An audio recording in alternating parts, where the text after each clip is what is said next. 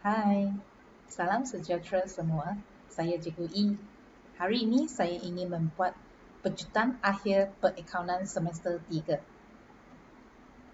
Dan ini adalah last exam untuk pelajar batch STPM 2021.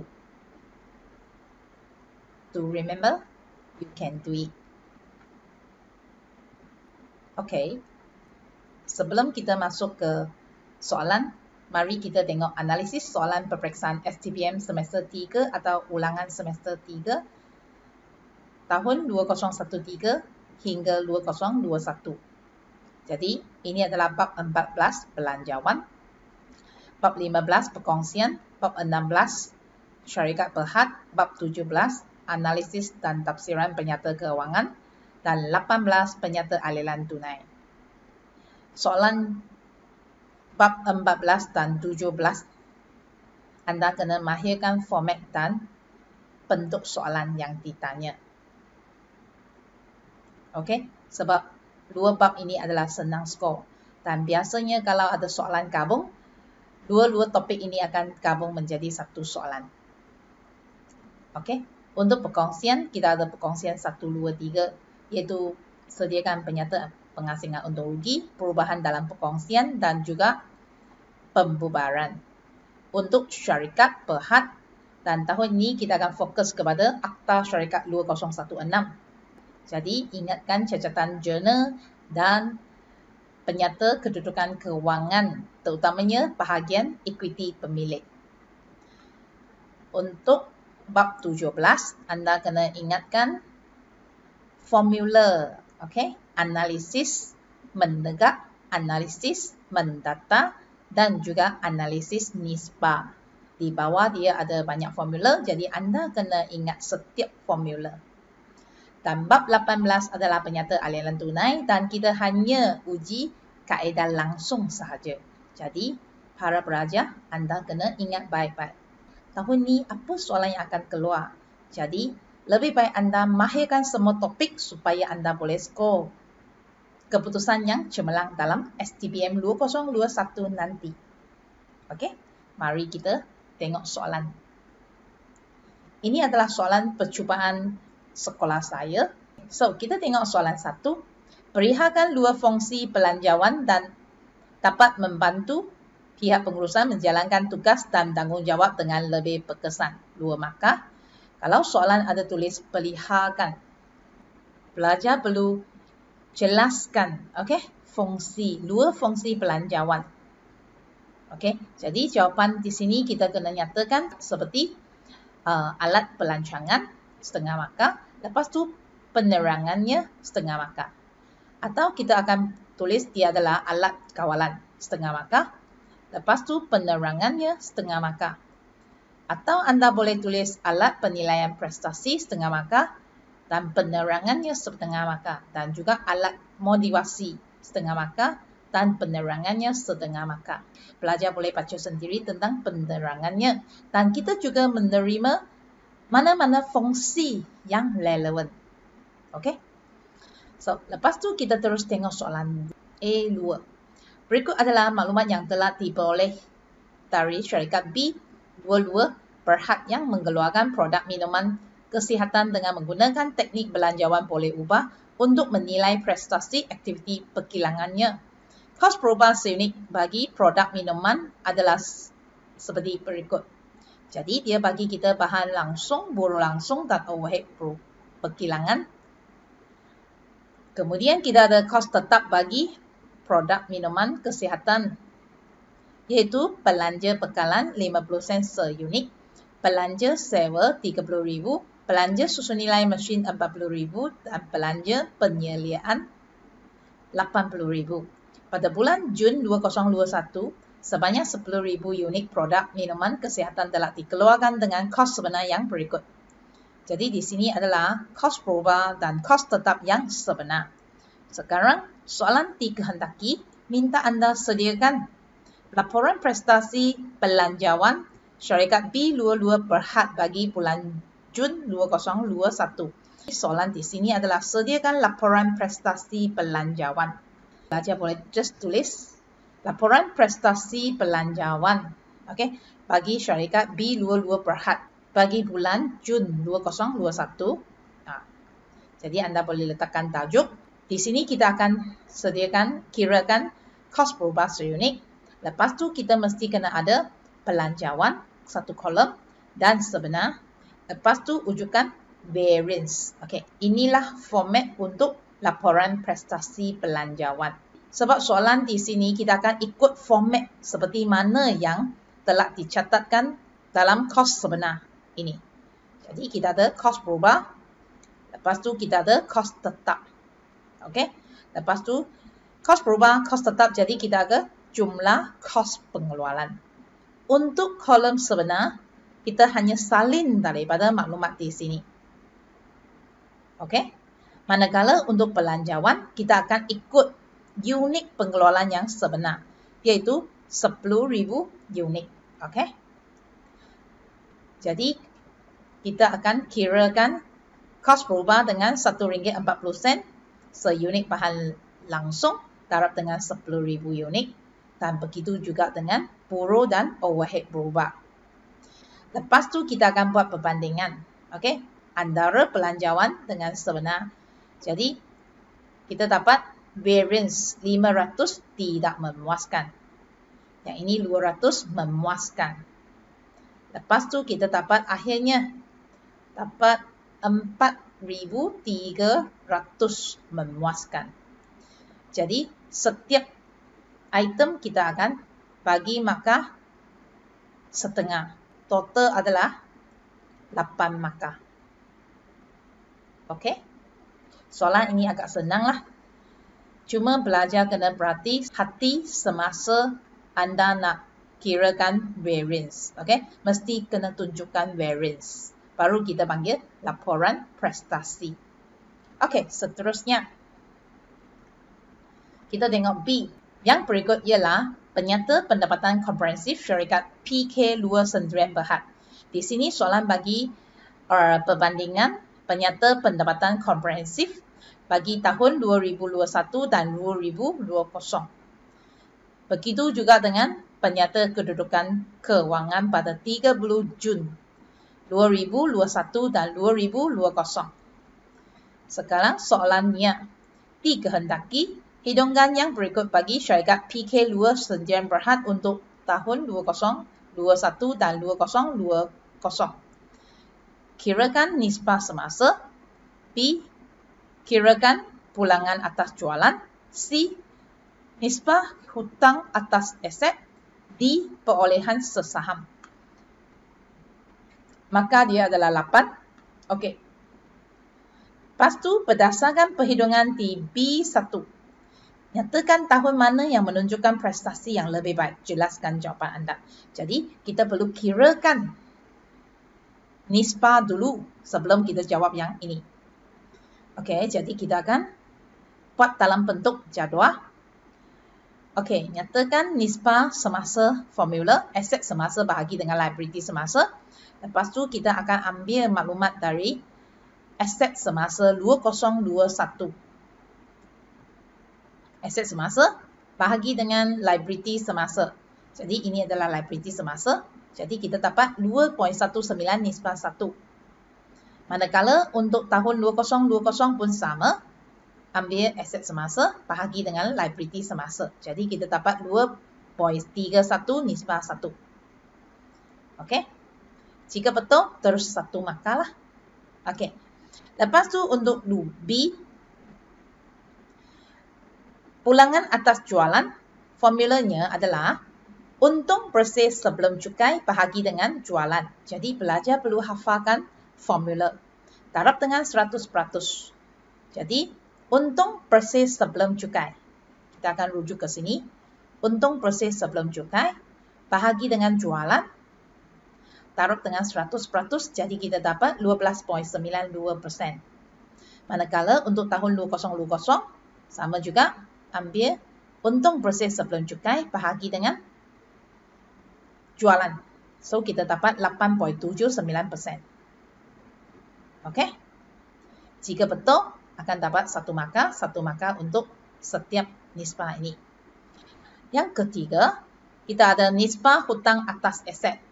Jumlah liability bahagi dengan jumlah aset. Kita tengok di sini jumlah liability untuk 2021 bahagi dengan jumlah aset.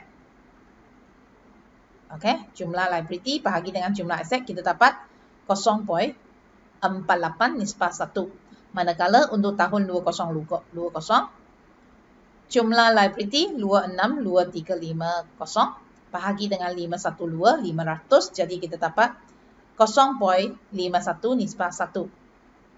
Seterusnya yang keempat, D. Perolehan sesaham.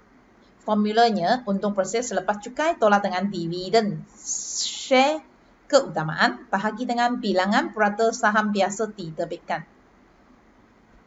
Jadi kita akan dapatkan untung proses selepas cukai tolak dengan dividen, sebab di sini tak ada. Jadi bahagi dengan bilangan purata share biasa diterbitkan.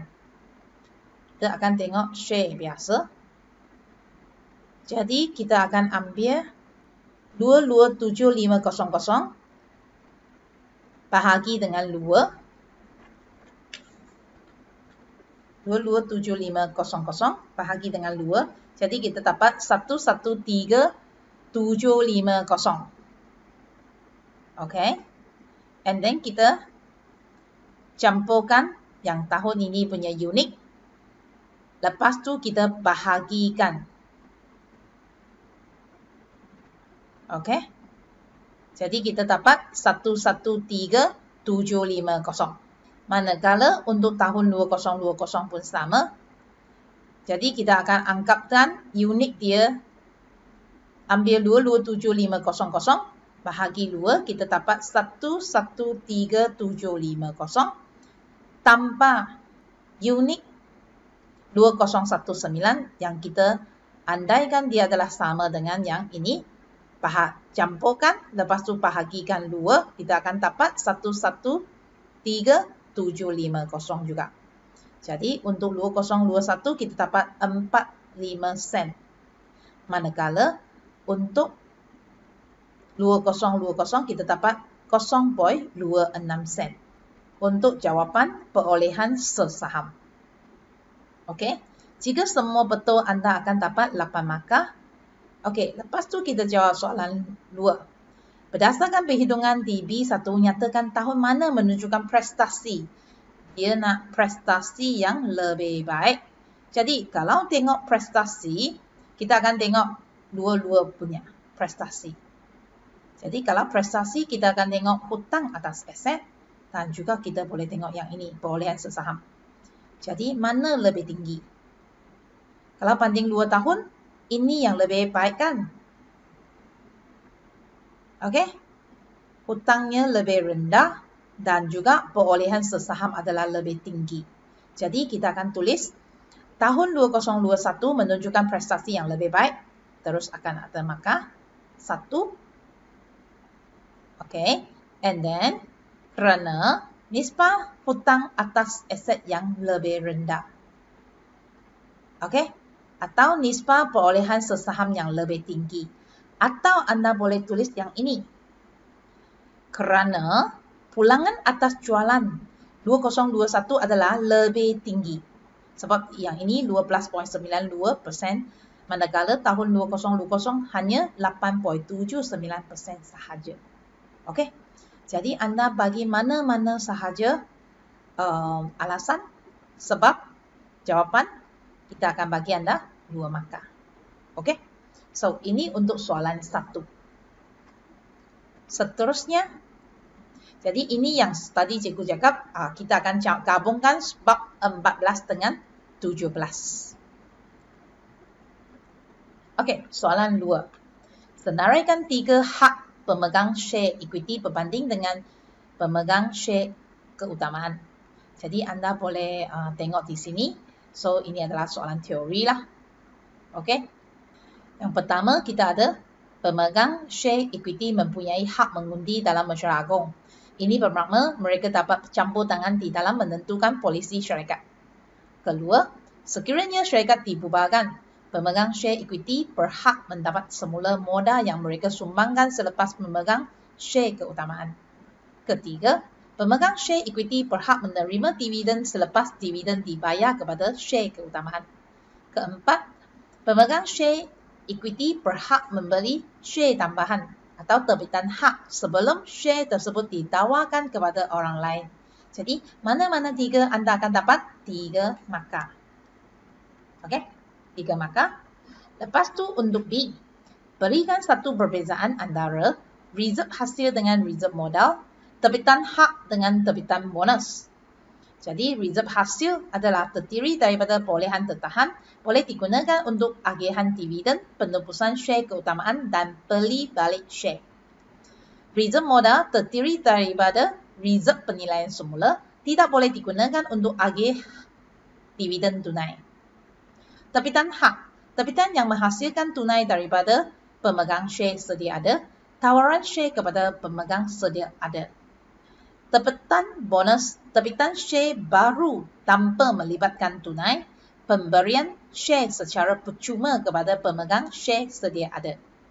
Okey, jika betul terus dapat 2 markah. Setiap tik adalah setengah. So, ini 1 markah, ini 1 markah. Total adalah 2 markah.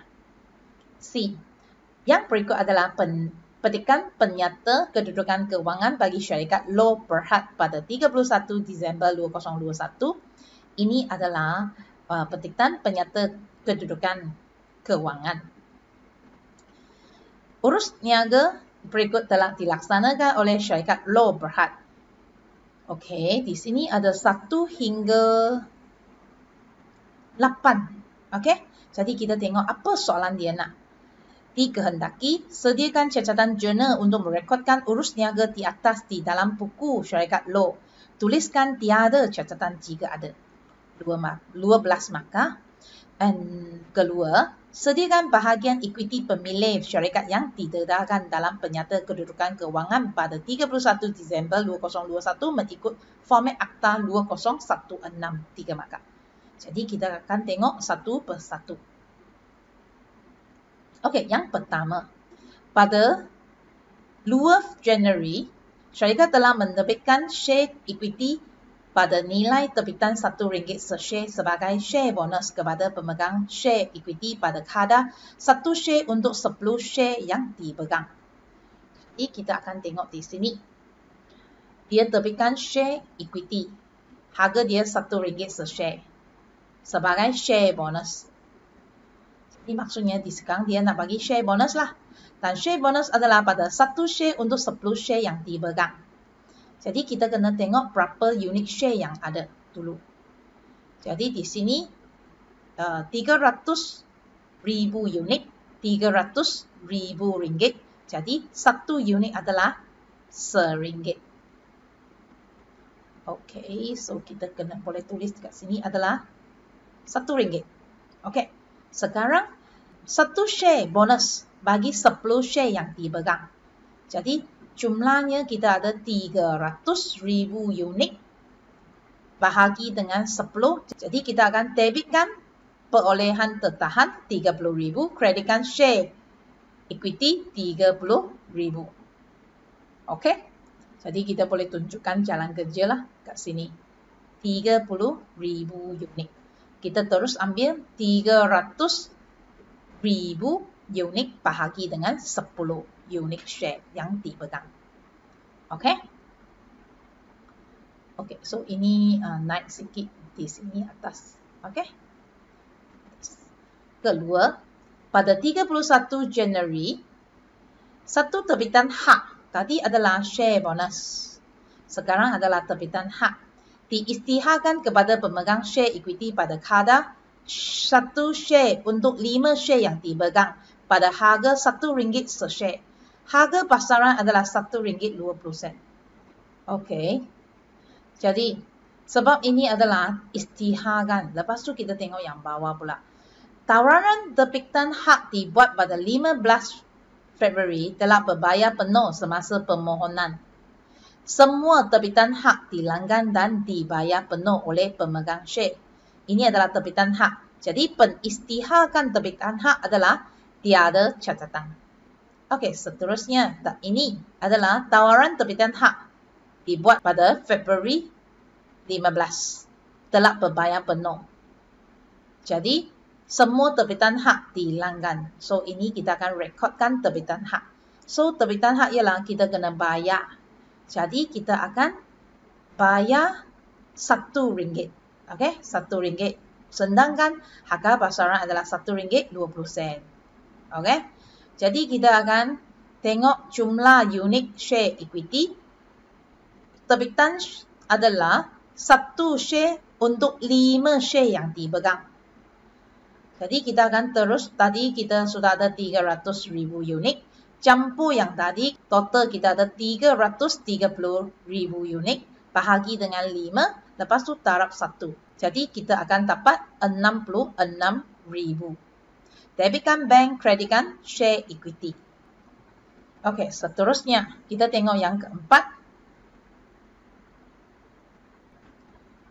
Pada akhir bulan Mac, untuk mendapatkan dana yang diperlukan, satu tawaran awam share equity sebanyak 200,000 share dengan RM1.20 se-share telah dilaksanakan. Semua share dalam tawaran awam ini dihilangkan dan dibayar penuh pada 31 Mac 2021. Jadi 31 Mac kita akan debitkan bank, kreditkan share equity dengan harga RM1.20 se-share. Okey. Next, pada 15 Julai, syarikat mengisytiharkan dividen share 2% atas share equity yang sedia ada dan harga pasaran adalah RM1.50 se-share. Dividen ini akan diagihkan pada akhir bulan Oktober. Jadi di sini kita isytiharkan share, dividen share. Kalau dividen share kita akan debitkan perolehan tertahan, kreditkan share equity boleh agih. Okey, ini adalah istilah baru bagi dividen share. Okey, dalam Akta Syarikat 2016. Jadi tadi kita akan jumlahkan unit share equity yang ada. Lepas tu taraf dengan 2%. Kita taraf dengan RM1.50 se-share. Jadi kita kena keluarkan RM17,880 daripada perolehan tertahan. Okey, untuk bayaran dividen share. Tapi dividen akan diagihkan pada akhir bulan Oktober lah. Jadi Oktober baru kita akan agihkan dividen share ini. Okey.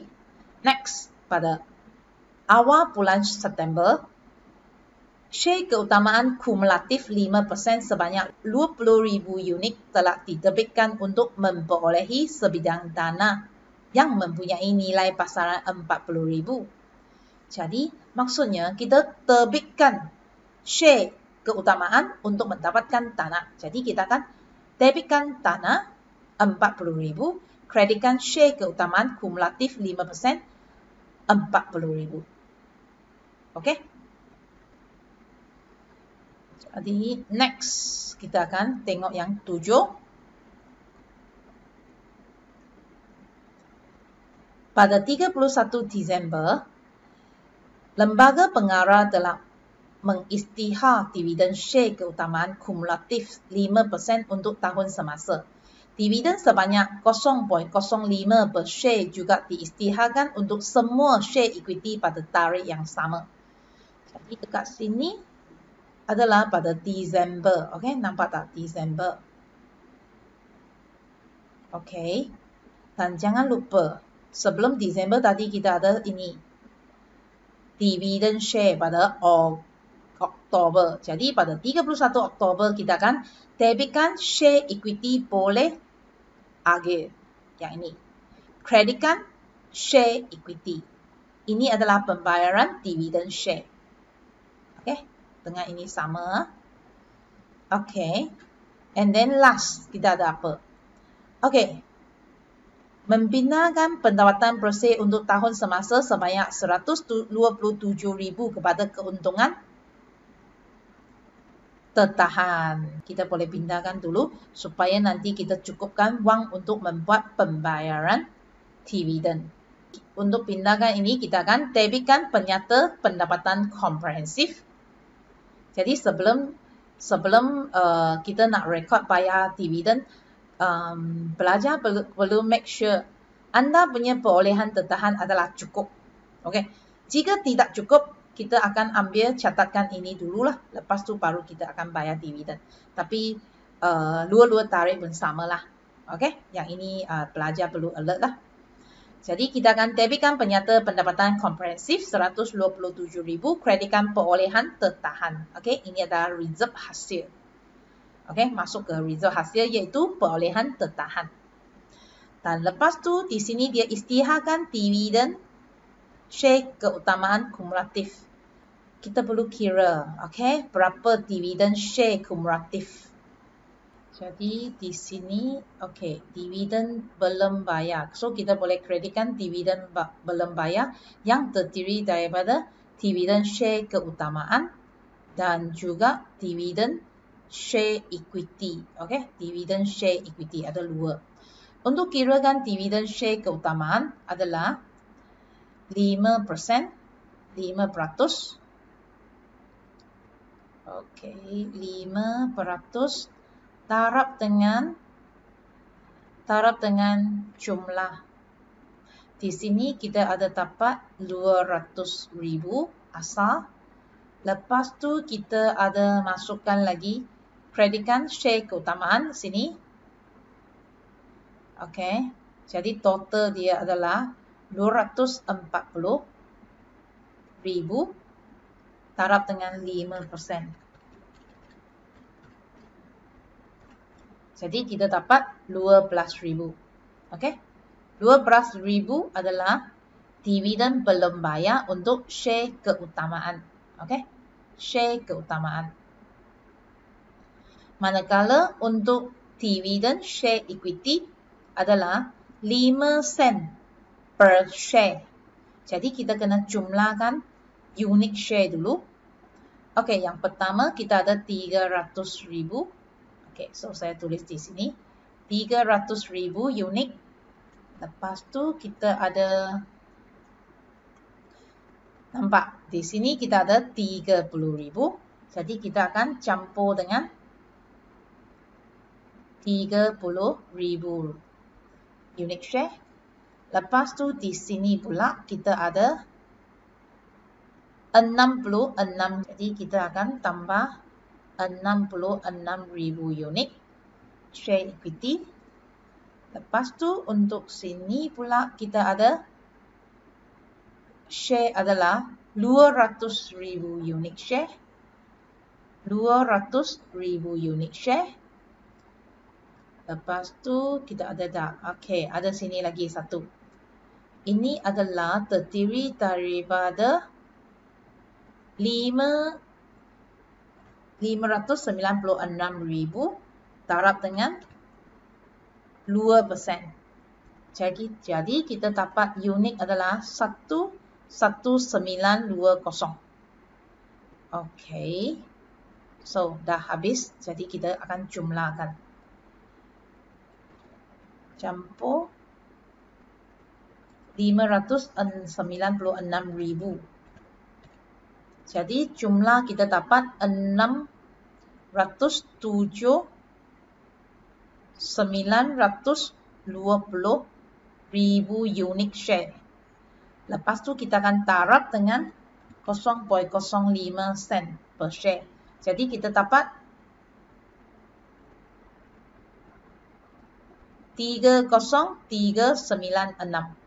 Okey, so ini adalah share equity. Okey, dividen untuk share equity.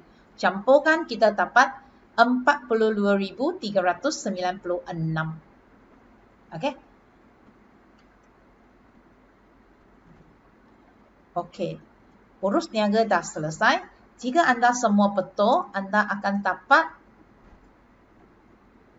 12 markah. Okey. Setiap take adalah setengah markah. Okey, manakala untuk yang di bawah, soalan minta anda sediakan bahagian ekuiti pemilik syarikat yang didedarkan. Okey, jadi maksudnya kita kena sediakan PKK dan untuk bahagian ekuiti sahaja. Jadi untuk format dia, kita akan ikut Akta Syarikat 2016. Ekuiti pemegang share, kita ada modal share diterbitkan. Ingat jangan tulis modal share dibenarkan, tak ada lagi. Okey. Kita kena tuliskan jumlah unit dan juga jumlah RM. Okey. Lepas tu kita ada share 120,000 unit share keutamaan. 5%, so kita ada 240. Jadi tadi yang kita dapat punya jumlah unit adalah di sini ya. Okey. Lepas tu kita terdiri daripada reserve, ada perolehan tertahan. Jadi yang ini kita akan ambil yang asal punya 50,000, campur tolak. Okey. Di sini kita ada yang tolak 30,000. Okay, so saya guna warna biru. So sini debit, so tolak 30,000. Okey. Dan okay, and then kita ada perolehan tertahan. So kita akan tolak lagi. Okay, tolak 17880. And then kita di sini ada lagi. Jadi apabila ini tolak ini sudah tak cukup nak bayar dividen. Okay, that's why kita kena campurkan. Okay, kita kena tambahkan dulu pindahan untung per se ini. So sini kita akan tambah. So akan tambah 127,000. Baru kita akan pergi tolak. Okey. Tolak yang ini bayar dividen. Okey, keluarkan untuk buat bayaran dividen belum bayar. Untuk share keutamaan dan share equity. Jadi lepas tu kita akan dapatkan balance dia. Lepas tu kita jumlahkan. Okey, maksimum adalah 3 markah. Okey. So soalan ini agak senanglah dan dia boleh cover kebanyakan soalan, okey, yang baharu dalam bab syarikat berhad ini. Okey, seterusnya kita tengok soalan 3. Okey, soalan 3 yang saya tanya di sini adalah penyata aliran tunai. Okey, jadi kita tengok yang pertama dulu. Apa yang dimasukkan aliran tunai? Jelaskan kepentingan penyediaan penyata aliran tunai. 3 markah. Jadi, anda boleh jelaskan. Okey, aliran tunai ialah aliran masuk dan aliran tunai keluar tunai. Dan kesetaraan tunai. Kepentingannya untuk menyediakan maklumat penerima dan pembayaran tunai bagi sesuatu tempoh mengikut aktiviti operasi, pelaburan dan pembiayaan. 3 markah. Okey, B. Nyatakan penggelasan aktiviti dalam menyediakan penyata aliran tunai. Berikan 2 aliran keluar tunai bagi setiap penggelasan aktiviti. 4 markah. Jadi, bagi yang ini kita akan bagi kategori lah. 1, 2, 3. Ada 3 aktiviti. Dan 3 aktiviti ini kita kena bagi 2 aliran tunai keluar. Kita fokus ke contoh aliran tunai keluar. Seperti bagi aktiviti operasi, kita ada bayar kepada pembekal, gaji atau upah kaki tangan, bayar cukai, bayar faedah. Mana-mana 2 sahaja. Bagi aktiviti pelaburan, kita ada beli aset tetap, beli hutang. Seperti kita ada bond, debenture atau saham entiti lain. Bagi aktiviti pembiayaan, kita ada bayaran dividen, penebusan hutang jangka panjang seperti share, debenture, nokta belum bayar. Lepas tu kita ada bayar balik pinjaman. Mana-mana 2 sahaja. Maksimum adalah 4 markah. Lepas tu C. Maklumat berikut dipetik daripada penyata pendapatan komprehensif bagi tahun berakhir 31 Disember 2021 bagi syarikat Tekun Sendirian Berhad. Di sini bagi adalah penyata pendapatan komprehensif dan di sini adalah penyata kedudukan keuangan. Di bawah sini kita ada maklumat tambahan. Okey.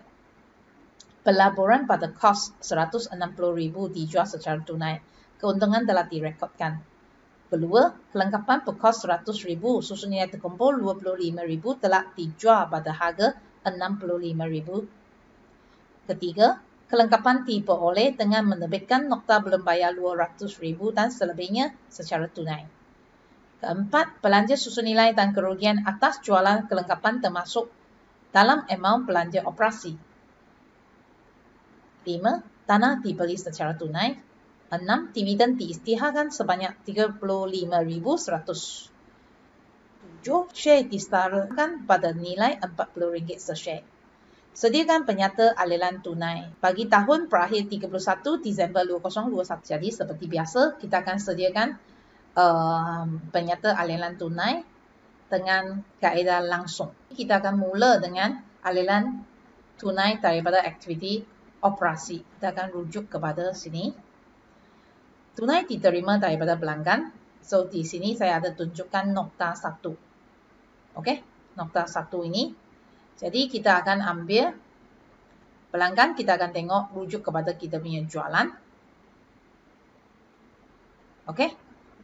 Lepas tu kita akan tolak ABT, kau belum terima. Okey. Tolak akhir tambah awal. Kita akan dapat jumlah tunai yang diterima. Ini 2,552,200. Okey, jadi kita akan catat di sini. Okey, kedua. Tunai dibayar bagi pembekal. Okey, bagi pembekal adalah rujuk kepada belian lah. So, di belian kita akan rujuk kepada kos barang dijual. Okey, kos barang dijual kita akan campurkan dengan inventory akhir, tolakkan inventory awal. Okey. And then kita akan tolakkan ABB, belian. Okey.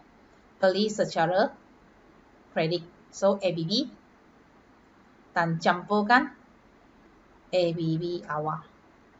Jadi kita akan dapat 1,575,600. Okey, so kita akan isi di sini.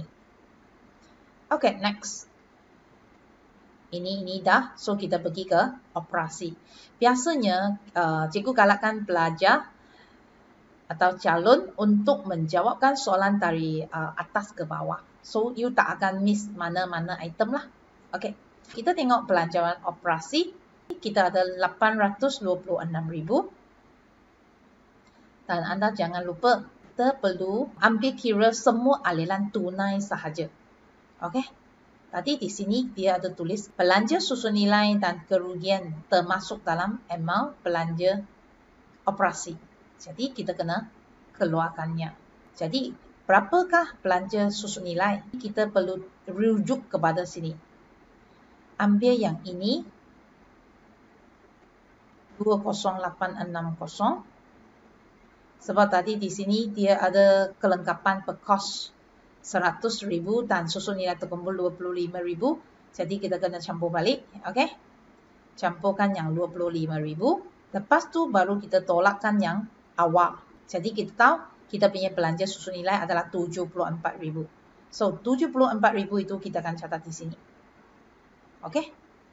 Lepas tu kita kena kira rugi atas jualan kelengkapan. Jadi based on yang ini kita pun boleh sediakan bentuk account. Okey, kita boleh sediakan satu account. Okey, account perlupusan. Okey, di sini kelengkapan dia adalah kos. So kelengkapan kita ada 100,000.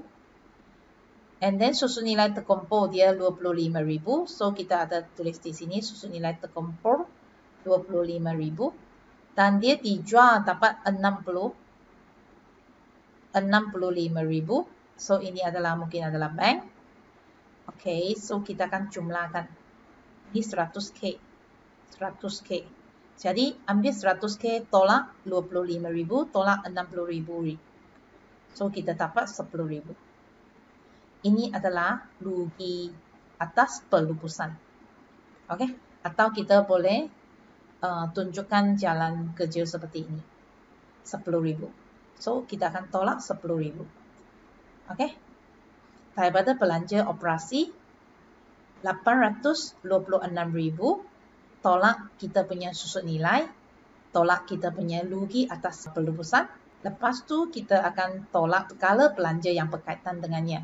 So di sini okey, belanja tak ada, tapi kita di sini ada nampak tak? Belanja. So ini adalah belanja operasi belum bayar. Jadi ini kita akan campurkan awal, tolakkan yang akhir.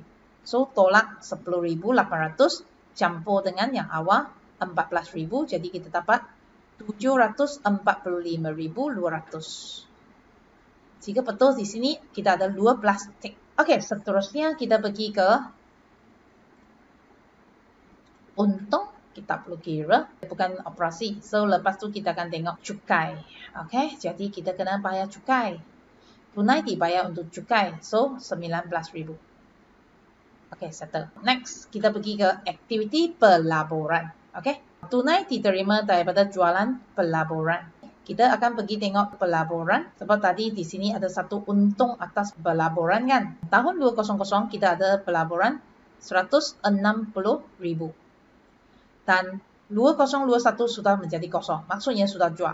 Dan di sini ada tunjukkan untung atas pelaburan adalah 20.000. Jadi 160 campur 20.000. Jadi tunai diterima daripada jualan pelaburan adalah 180.000. Okey. Next. So ini pun sudah siap. Tunai diterima daripada jualan kelengkapan. So kita pergi ke sini dulu. Ini sudah. So kita tanah, kemudian okey, tanah pun dalam sini. So kita pergi kelengkapan dulu. So kelengkapan kita boleh sediakan tunai diterima daripada jualan kelengkapan. Tadi kita jual kelengkapan tapat ini kan, bank atau tunai kan. So ini adalah 65.000. Okey. Ini dah siap. Tapi anda pergi tengok di sini kelengkapan dia ada menambah. Okey. Daripada 700 lebih meningkat kepada 800 lebih. Jadi kita akan sediakan akaun lebih senang. Okey. Bagi BB, bagi HP.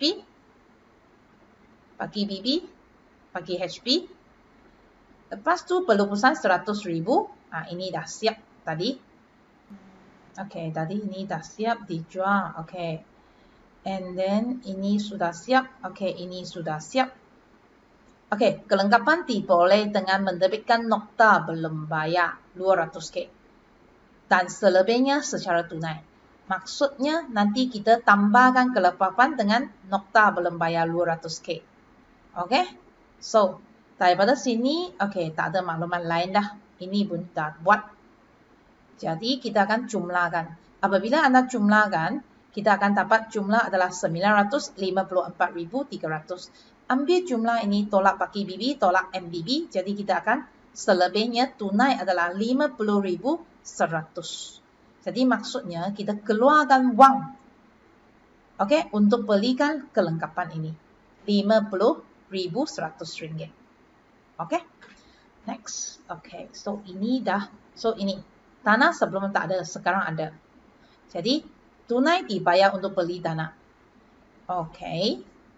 And then next kita akan pergi ke bayar dividen. Semua dah siap. Ini nanti kita boleh semak jawapan. Okey, dividen diisytiharkan 35.100. Okay. Kita terus ambil dividen 35.100 campur 28.000 tolak 42.000. Jadi kita dapat tunai yang dibayar untuk dividen adalah 21.100. Okey. Next. Kita ada okey, nokta belum bayar tadi kita sudah buat di sini. Okey, kita ada share. Dari sini menjadi 514.000. Perbezaannya adalah 186.000. Jadi tunai dibayar untuk menembuskan modal share. Okey, ini dah. Ini kekal, tak ada perubahan. Okey, perolehan tertahan yang ini. Okey. Untuk perolehan tertahan bukan berkaitan dengan aktiviti aliran tunai. Tetapi masih kita boleh dapatkan lah. Okey, perbezaan sini adalah 585 100 tolak dengan 410 600. Jadi kita dapat 174500. Okey, maksudnya dia sudah tambahkan ini. Jadi ini terdiri daripada apa? Terdiri daripada kita punya untung bersih. Jadi kita akan dapatkan ini. Ambil 2574,600. Tolakkan kos barang dijual 154000. Tolak dengan belanja operasi 826,000. Campur dengan 20,000. Tolak dengan 19,000. Jadi kita di sini kita punya untung selepas cukai kita dapat 209,600. Okey, dengan untung bersih ini kita kena tolakkan kita punya maklumat tambahan. Di situ ada satu adalah dividen belum bayar. Okey. Dividen belum bayar 35100. Jadi kita punya jawapan kita akan dapat 174500 dan pindah ke debitkan PPK, kreditkan keuntungan tertahan. Jadi kita akan tambahkan 174500 ke dalam perolehan tertahan. Okey, ini untuk maklumat tambahan sahajalah. Okey, so kita sudah selesaikan kita punya penyata aliran tunai. Jadi kita akan jumlahkan. Okey. Kita akan jumlahkan aliran tunai bersih daripada aktiviti operasi, daripada aktiviti pelaburan, daripada aktiviti pembiayaan. Lepas tu campur tolak, kita akan dapat ada peningkatan atau pertambahan dalam aliran tunai bersih 60,200. Okey. And then kita akan campurkan tunai awal. Pakai tunai di sini. Okey, tunai awal. Okey, tunai awal 14,400. Kita akan dapat akhir. Pakai tunai akhir 201,600. Okey. Biasanya jika anda boleh dapat jawapan tunai ini betul, biasanya adalah jawapan betul lah. Jika anda semua betul, anda akan dapat jumlah 13 markah. Okey. Sekian sahaja untuk perbincangan soalan percubaan Kolej Cikgu. A for Apple. So, di sini cikgu ambil kesempatan. Wish you all good luck and do the best for the exam.